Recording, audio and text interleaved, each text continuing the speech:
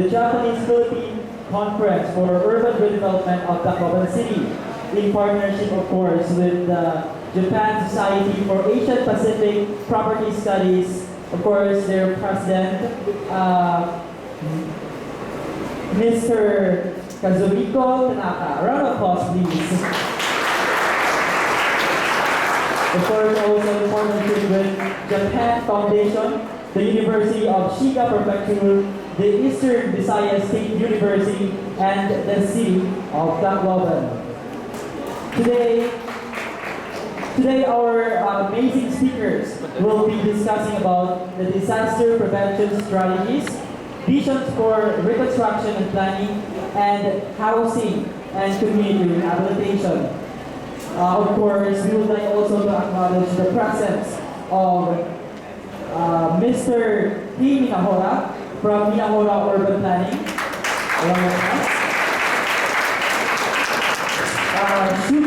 Professor Shuji Funo from Nihon University. Yasushi Takiyoshi from Miyagi University. Ibaura Michio from Tohoku University. Professor Yuji Akizawa from Akizawa Architects. Tadashi Saito from Atelier Nave Zencon. Tatsuji Nada from the Japanese International Corporation Agency. Yasuke Uemura from also Japanese International Corporation Agency. Of course, our city architect, Danny Puentevelia. The Dean from the College of Architecture and Fine Arts, San Carlos University, Dean J.M. Espina. Of course, our beloved Dean from the Eastern Visayas State University, Architect Andres Abusman. From the UN Habitat, Christopher E. Rolio. Thank you so much for coming. And of course, from the University of Shiga Prefecture, our moderator, Juan Ramon Jimenez. From the University of Civil University, Jesus Alberto Pulido. And of course, from the Spanish Agency for International Development Corporation, Mr. Carlos Aliego. Okay, good morning everyone. Welcome again to our Japanese-Philippine Conference for Urban Redevelopment of Tacloban City. To begin with, we may call on our Vice President for Area C, Mika Mendoza, Janelle, Janessa, and Joshua for the invocation prayer, followed by the Philippine and the national anthem. Please all rise.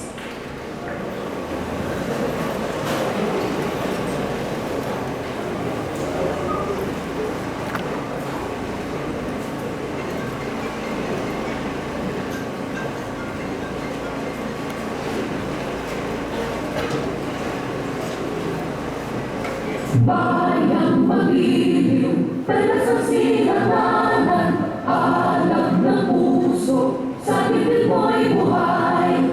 Lupang hinirang, tulad na lang magiting, sa manlulupi, di ka pasisiin, sa dagat at bundok, sa siway at sa langit mong tunaw, may dinadang tula at awit sa pagnayang minamahal.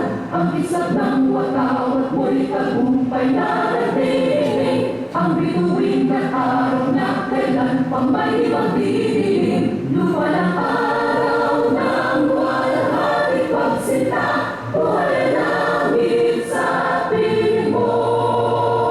Aming ligaya na pag may mga api, ang mamatay lang dahil sa'yo.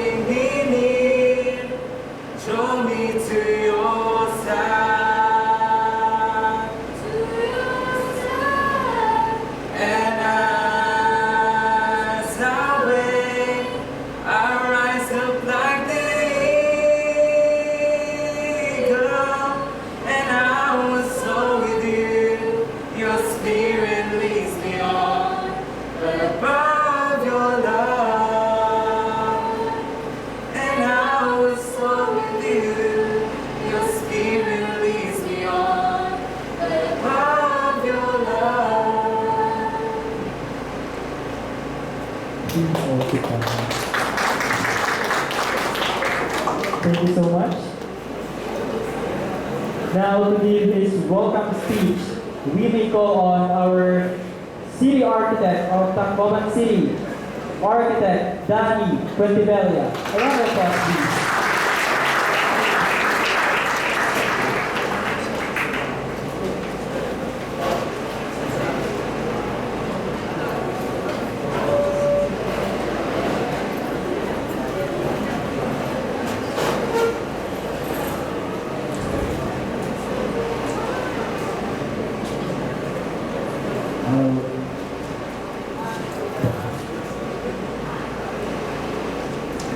Good morning.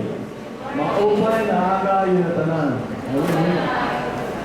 Okay, in behalf of our beloved city mayor, Alfred S. Romualdez, I am tasked to represent him. And sorry he cannot make it because he's still in Manila because the airport runway was closed yesterday. And so I'm an instant representative. And just like a Boy Scout, I have to be ready to represent the mayor anytime. So I'd like to greet our dignitaries on behalf of the city government. I'm so honored that we have with us today the best of the best planners from Japan and from other agencies. Of course, Mr. Chris Rollo of UN Habitat is here with us. And I'd like to greet Mr. Obaura Michio, Dean Spina of College of Architecture and Fine Arts of the University of San Carlos, who is my very good friend. Sue Dean Imanda of JICA. And Kay, our Professor Kay Minohara, who was with us last night for our school.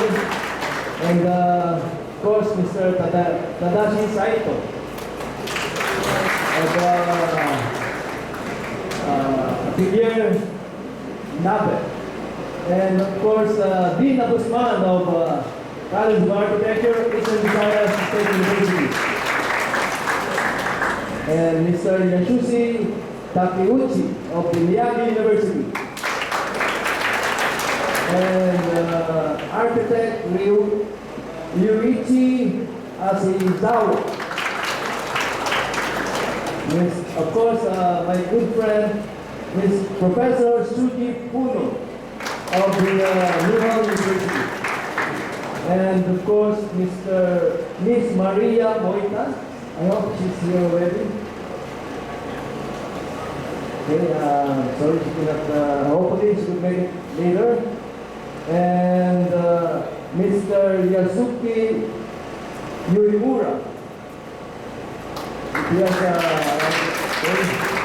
and of course, Mr. Michael Argonza of the World Food Program. Welcome to our beautiful city. And of course, I'd like to greet the students of EBSU, the architecture students. Please rise so that you be recognized. We are all glad that you are here. Please sit down. So this conference actually, you will benefit most because we have with us today the top-notch brains of planning and design. So I urge you to please listen and participate in the symposium so that you will learn the most. And for our guests, on behalf of the city government, we would like to greet you. Welcome to our city, and we appreciate so much your presence here. And we know that you will be a very big help to the replanning and rehabilitation of our city. So again, in behalf of the city government, welcome and feel the hospitality of the city. So I believe the city government will be very much willing to help you in any way we could and make your presence or your visit here in the city memorable. So thank you once again, and God bless, and welcome to Tacloban City.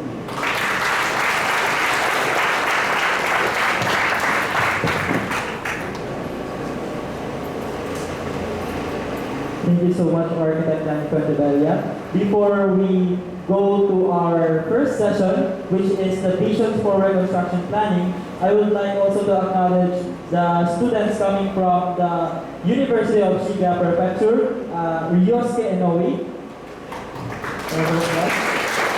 Koji Mabuchi, Masaki Koto, Yukiko Sato, Yuki Orikuda, and of course, Mr. Pablo Gonzalez. Thank you so much. So, we will go to our first session, the Vision for Reconstruction Planning. Our first speaker will be Professor Ubaura Michio from Tohoku University. A round of applause, please.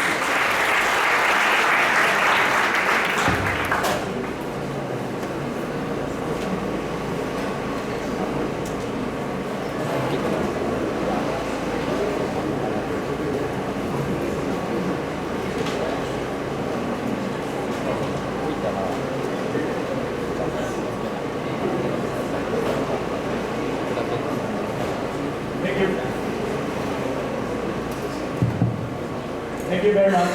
My name is Ubaura from Tohoku University. Today I was actually supposed to talk about the situation and problems of the reconstruction planning process after the Great East Japan earthquake. So yesterday I looked around the affected area or the temporary housing in Tacloban, and I changed my plan to explain first about, of course, the situation in Japan, but after that I would like to shortly explain about the situation in Indonesia after the tsunami in Aceh City. But first, I would like to please let me confirm how many minutes do I have, because either 50 minutes or 25 minutes. 25, okay. So I was supposed to talk about the situation in Japan in 4 chapters. The first one is introduction, and it's the problem of seawall, and the problem of land use, and the problem of planning process. But I have to skip out every pictures. These are the situation of my laboratory after the Great East Japan earthquake. And the building itself was damaged, completely damaged by the earthquake, and it was demolished and newly constructed last year. And this is the situation of the affected area. Now, land raising construction are ongoing. This is one of the largest construction projects in Big Tacloban City. Or this is the situation in Off Nanko City, other city. A very gigantic construction of land raising projects are now ongoing in Japan. And this is some of the area which was completed, accomplished the such kind of reconstruction projects and rehabilitated. And this is the overall situation of the population growth. In the large city or or the suburban area, the population grew up after the earthquake. But in a small city or mainly fishery villages, they lose the population. In case, for example, in Onagawa town, it has lost more than 30% of the population after the earthquake. And disaster makes the problems which they had before the earthquake makes very apparent. And we have now mainly the problem with seawall, the discussion about the height of the seawall. And the second problem is the land use, where which area to be used for residential use. And the last problem is how to make plans by, for example, citizen participation or something like that. And first, I would like to explain about the seawall. We're going to construct the seawall to defend the tsunami, which occurs which occurs in once 100 years or 107 decades. But the tsunami, which occurred 5 years ago, is gigantic, much more higher than those tsunami which occurs every 100 years. But it is said that the tsunami of this time causes around several hundreds or 1,000 years. And it's impossible for us to construct such gigantic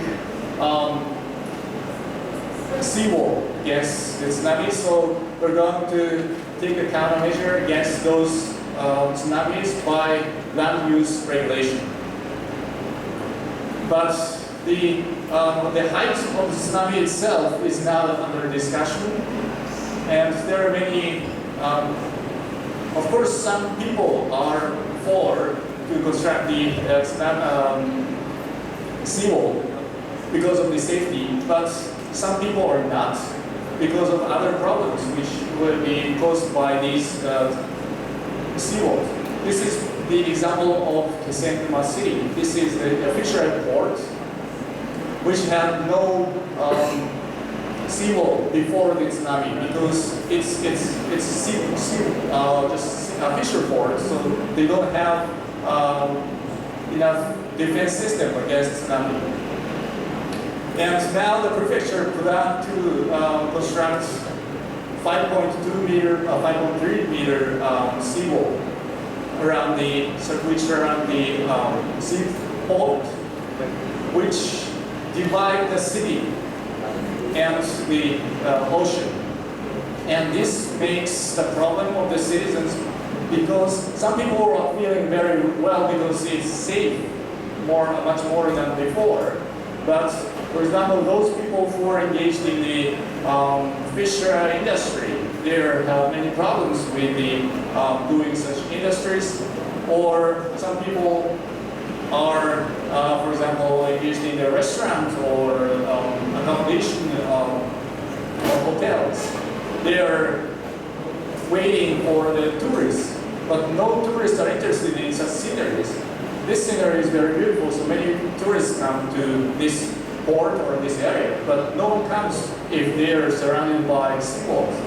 And so some people are very opposed to these plans. Or in some cases, there are no land use or plant, so to say, abandoned area or agricultural area, but still, prefecture plan now planning to construct the seawall.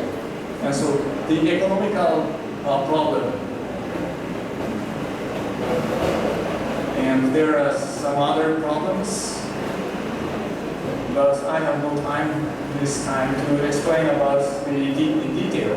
But there are some problems of the seawall. For example, inefficiency of non-existing of scientific background. So it's not clear actually how high will be the next tsunami.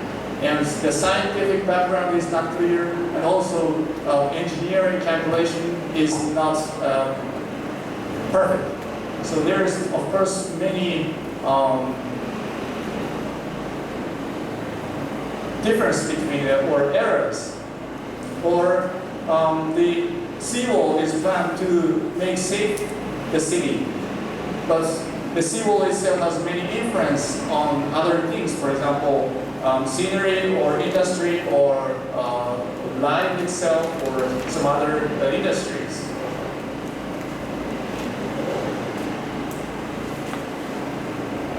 And so that's why we have many seawalls, so to say, the problem of seawall, especially in Miyagi Prefecture. This is one of the three completely devastated prefecture of this time. And the reason for that is that, of course, in other prefectures, they had many seawall before the Great Asian earthquake. So there is no great difference for those people who had the seawall beforehand. So the height of the seawall is around 5 or 7 meters, and it will be higher to, for example, to 9 meters. The difference makes any sense for those people.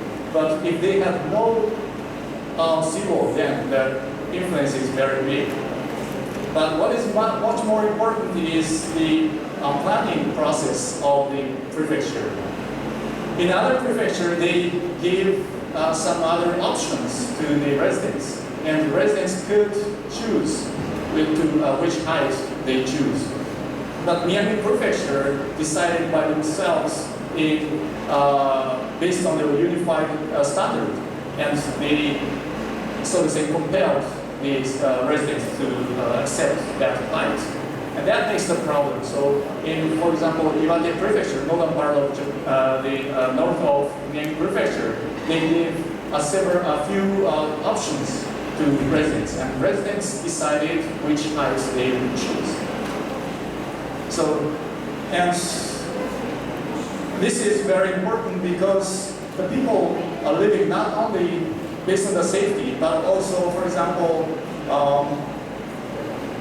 convenience or environment or welfare or industry or life itself. So urban planning, the component of urban planning is not only limited to safety planning, but other planning other so to say sustainability is very important. And when we talk about the disaster prevention, for example, the construction of seawall is, of course, very important countermeasure against tsunami or also surge.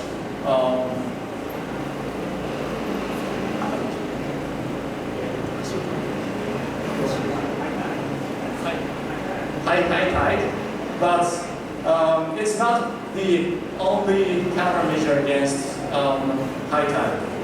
For example, we can evacuate, or we can make evacuate route, we can construct evacuation cover or some other countermeasures.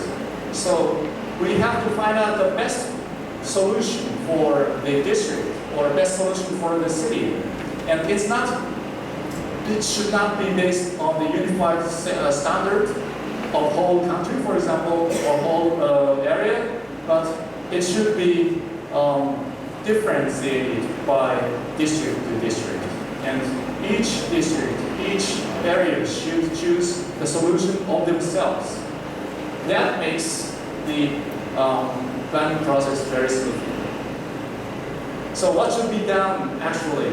Well, speed is of course important, very important in the recovery planning process. So we should make some options, not talk from the beginning or discussion from the beginning, but we should make some options, and residents should have choose one of them. And this is the problem of seawall.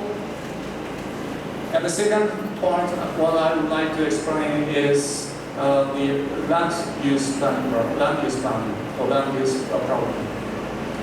What is pursued in the planning process of this time is the first one is of course safety city, because this recovery planning was the target of the trigger of this planning is disaster.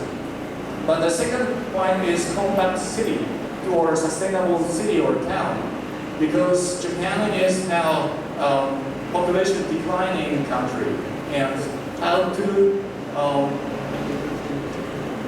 adapt this situation is one of the largest problem. But the defense system in Japan is very, very strict or very high standard.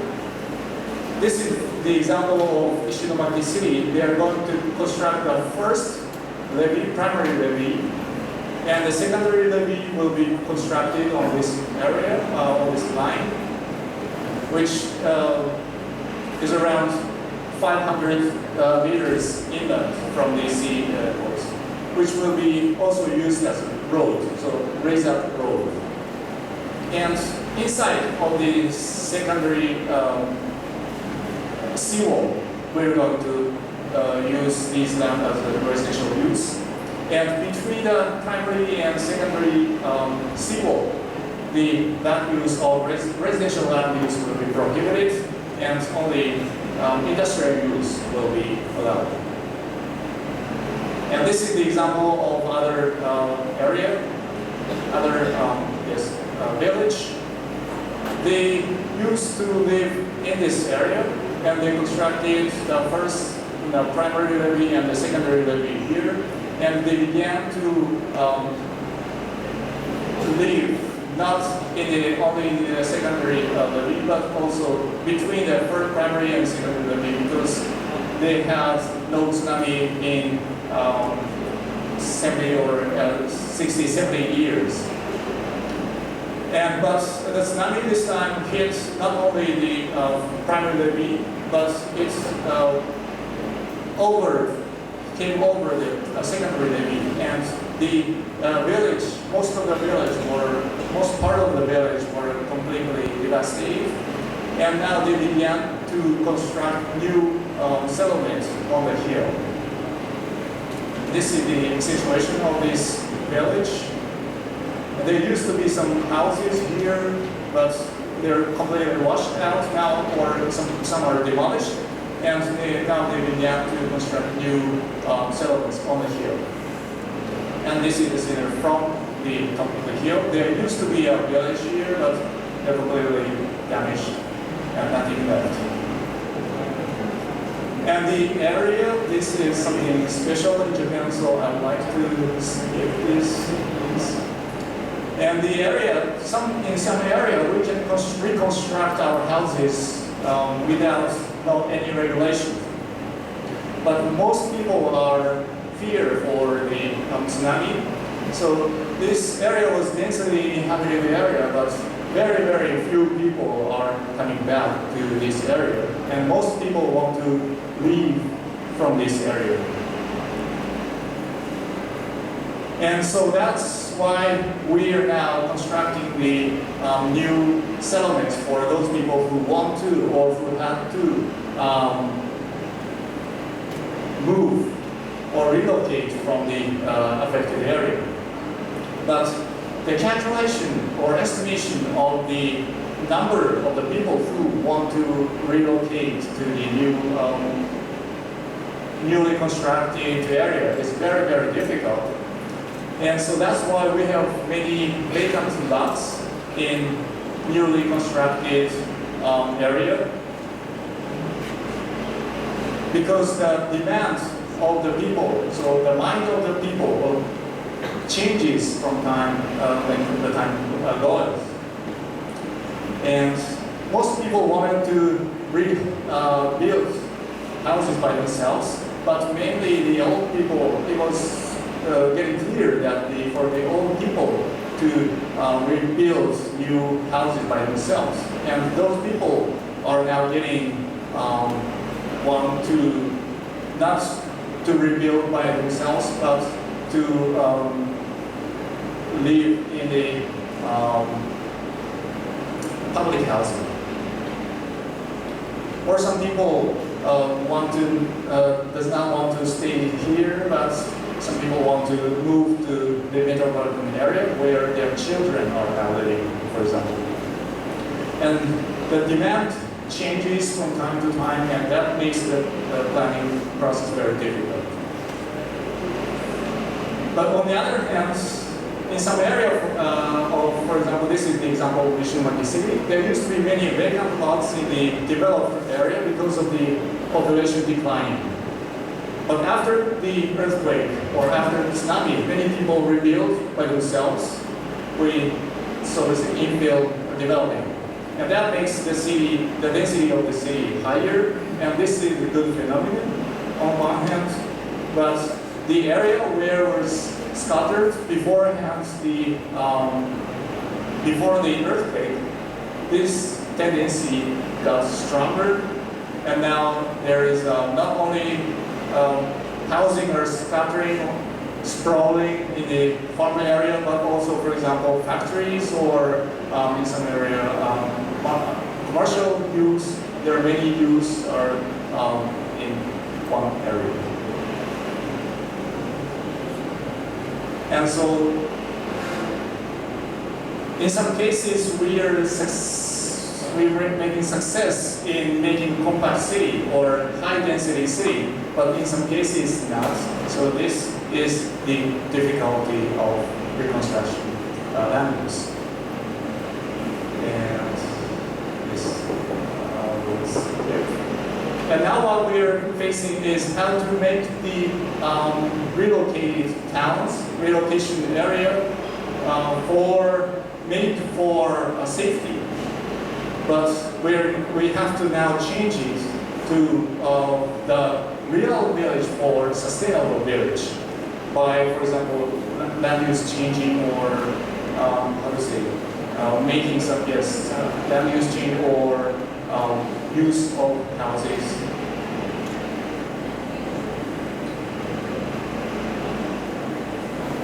And this is the last part of my presentation, what I want to do. And this is the citizen participation process in the central city of Ishinomaki town, city. There's this kind of citizen participation process or citizen initiated process are held in Japan. And in this region, actually, there was not this kind of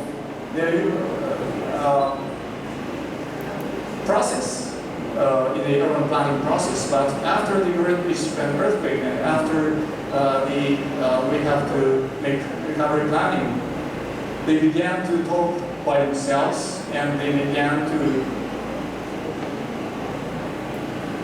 try to have, yes, correct. So, sorry, I have to skip. But very, very short, I'd like to explain what happened in Aceh. in afterward. In Aceh, they made the ideal plan to prohibit the completely affected area or devastated area, and they plan to move to inland. And what happened, I'd like to explain in three categories. The first one is the relocated area, and the second one is the devastated area, and the third one is inner city. The first, this is the situation, current situation of the relocated area, which is far from the city center, around 30 minutes by car or a little bit more. Many people lived here, but they left from the area because it was too inconvenient for them to commute from here to, for example, fishing port, or the prices are very expensive because there are no retail stores around here. So maybe. And the second one is the inner city or surrounding area of the inner city. Here constructed also the relocation area, but this area is completely different from the one which I explained, the former one. So here, many people still live here, and the area is very convenient.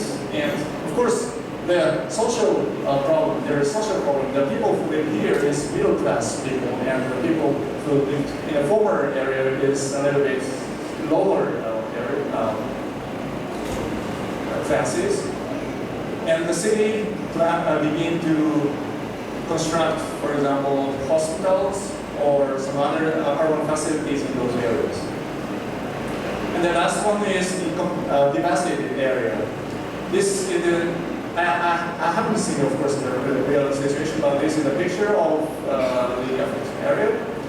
And I heard that 70 to 90% of the residents were killed at this time because the city Aceh is completely flat, so there is no place to evacuate for them. And they didn't expect it actually. That's not because they didn't have any experience in these 100 or several hundred years. And so, but now recovery rate of residents are astonishingly 70%. So it's getting very, the number getting very smaller, but now it's recovering. And they make village plans against or opposite to the initial ideal plan, and they began to construct houses again. And of course, not completely the similar situation compared to this beforehand, but they constructed the evacuation tower, and they began to construct by themselves. And many people who came from other areas than Aceh City first lived here because the rate of housing rate is very low. And in that meaning, it's very difficult to estimate the long-term demand of the residents. But we have to, of course,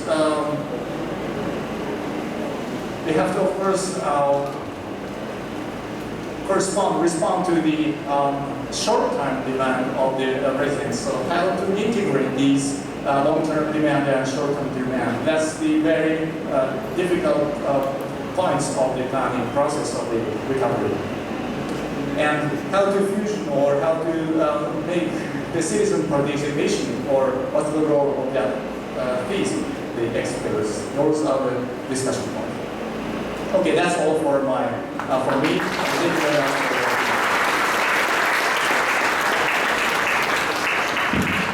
Thank you so much, Professor Mauro Michio, for sharing some studies from the Urban and Regional Planning System Lab to Hoco University. A round of applause, please. Of course, before our second speaker, we would like to acknowledge the arrival of Ms. Macy F. Tagapios from the Zamboanga Basilan Integrated Development Alliance. A round of applause. Thank you, ma'am. And of course, Mr. Gerald D. Paragas, a licensed urban and environmental planner. Thank you. Our second speaker for the visions for reconstruction planning is coming from the College of Architecture and Fine Arts, San Carlos University. A round of applause to Dean Joseph Michael Espina.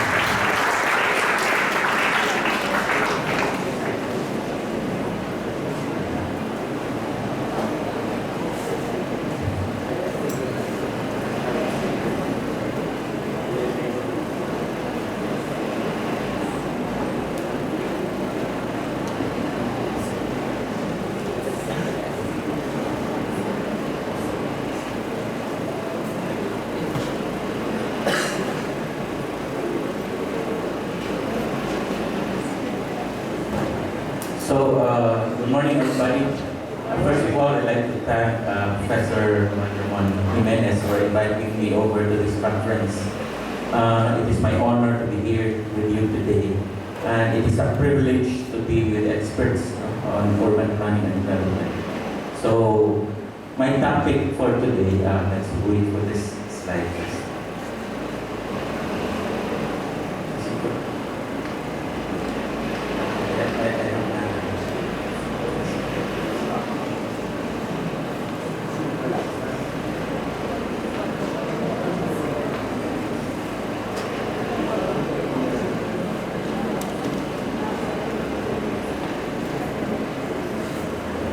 Sorry for the technical glitch here. Yes, it doesn't work with my laptop.